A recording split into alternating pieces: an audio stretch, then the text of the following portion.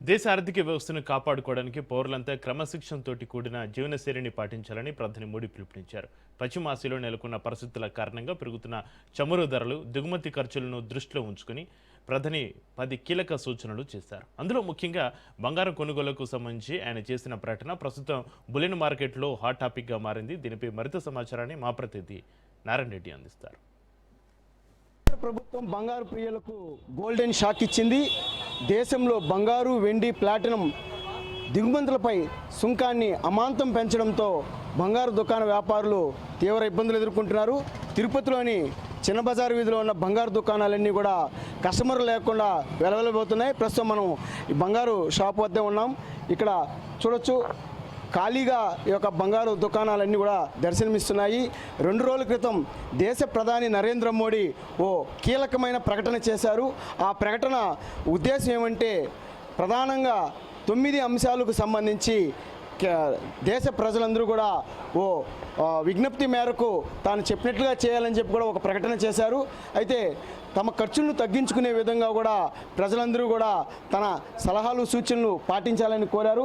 ఇందులో భాగంగానే ప్రస్తుతం 6% ఉన్న దిగుమతి సుంకాన్ని అమాంతంగా 15% పెంచడంతో కూడా ఈ యొక్క బంగారు దుకాణ యజమానులైతేనేమి వాటిని కొనుగోలు చేసే కస్టమర్లు కూడా కొంత ఇబ్బందులకు గురవుతున్నారు. ఇదే అంశం పైన మనతో మాట్లాడడానికి ఇక్కడ బంగారు దుకాణానికి సంబంధించిన యజమానులు ఉన్నారు. వాళ్ళతో అడిగి మాట్లాడే ప్రయత్నం చేస్తాం. చెప్పండి, గతంలో అంటే నిన్నటి వరకు 6% ఉన్న దిగుమతి సుంకాన్ని ఈరోజు అర్ధరాత్రి నుంచి 15% పెంచుతూ కేంద్ర ప్రభుత్వం తీసుకున్న నిర్ణయం ఏ విధంగా ఉండబోతుంది? ఈరోజు నిన్న రాత్రి అయిపోయింది. ఈరోజు అయిపోయింది. గోల్డ్ గ్రాము 10 పెరిగిపోయినాయి. ఇంతకుముందు 14,000 మనం ఉండింది. నిన్న ఈరోజు 15,500. దీనివల్ల గోల్డ్ రేట్ కస్టమర్స్ బిజినెస్ లేదు, జీరో, ఏం బిజినెస్ జరగదు. ప్లస్ ఇది స్వర్ణకారి వీళ్ళు కూడా ఉన్న వర్కర్స్, వాళ్ళు డైలీ వర్క్ చేసి వాళ్ళు డైలీ జీతం ఇచ్చేదని వాళ్ళకు వర్క్ ఏం లేవు. దీనివల్ల gold rate up and down, gold లైఫ్లో పెరిగేది తగ్గేది ఏం లేదు. సిల్వర్, గోల్డ్ పెరిగే ఛాన్స్ ఉండాలి, ఇంకా పెరిగేది. ఒకేసారి నిర్ణయం తీసుకుని చాలా కష్టంగా ఉంది. నిన్న గ్రామ్ 14,000 చెప్పుకున్నాము. ఈరోజు కస్టమర్ 15 డేస్ కస్టమర్ చూసుకొని వెళ్ళిపోతున్నారు. దీనిలో చాలా బిజినెస్ చాలా స్లోగా ఉంది. అంటే దీనివల్ల కూడా ఇదే వృత్తిని నమ్ముకొని స్వర్ణకారులు కూడా వారి జీవనాన్ని సాగిస్తుంటారు.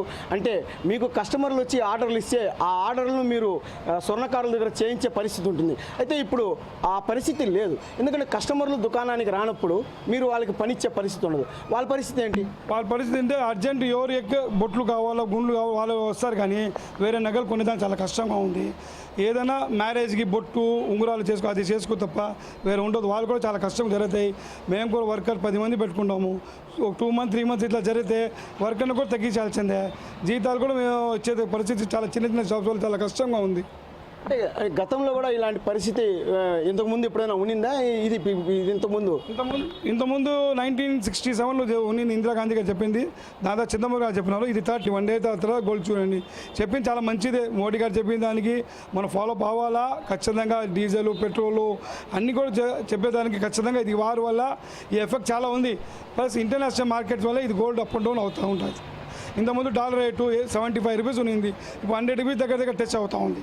దీనివల్ల మొత్తం గోల్డ్ ఇంటర్నేషనల్ మార్కెట్, మన మార్కెట్ ఏమైనా ఇంటర్నేషనల్ ఎట్లా పోతుంది, ఆ మార్కెట్ అప్ అండ్ డౌన్ అవుతూ ఉంటుంది.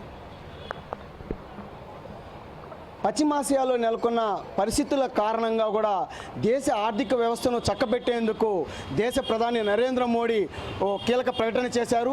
బంగారు, వెండి కొనుగోలు చేసే ప్రజలు కూడా ఏడాది పాటు ఆగాలని చెప్పి కూడా ఆయన ఒక ప్రకటన ద్వారా కూడా పిలుపునిచ్చారు. అదేవిధంగా విపరీతమైన ఖర్చును కూడా తగ్గించుకోవాలని చెప్పి పెట్రోలు, డీజిల్, అదేవిధంగా విద్యుత్ కూడా వినియోగాన్ని కూడా కొంతవరకు తగ్గించాలని చెప్పి కూడా ఆయన విజ్ఞప్తి చేసిన పరిస్థితి ఉంది.